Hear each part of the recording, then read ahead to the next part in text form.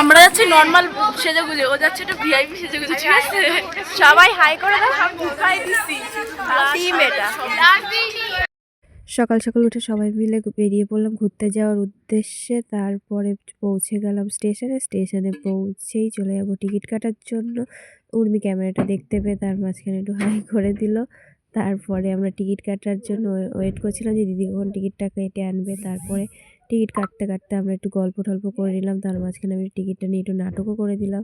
তারপরে ট্রেন আসার জন্য অপেক্ষা করছিলাম, তার মাঝখানে একটু আড্ডাও হয়ে গেল।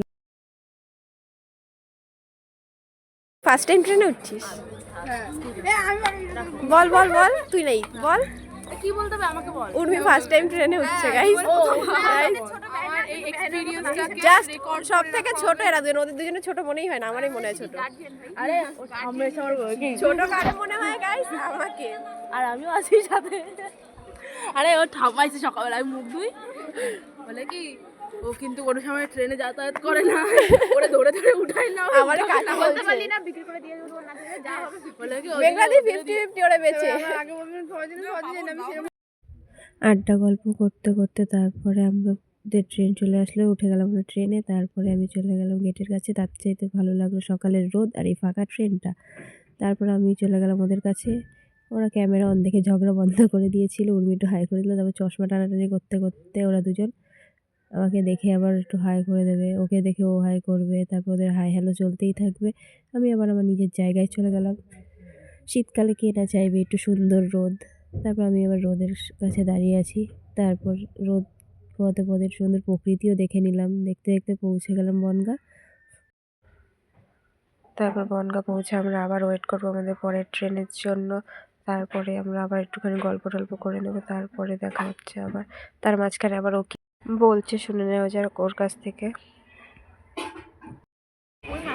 রিভিউটা বল, রিভিউটা বল।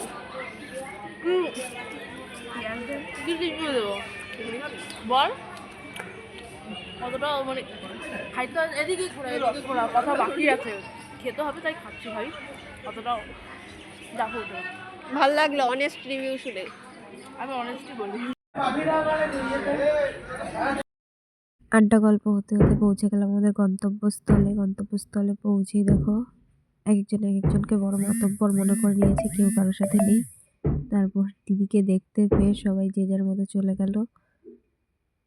আমরা যাচ্ছিলাম দিদি বাড়ি ঘুরতে।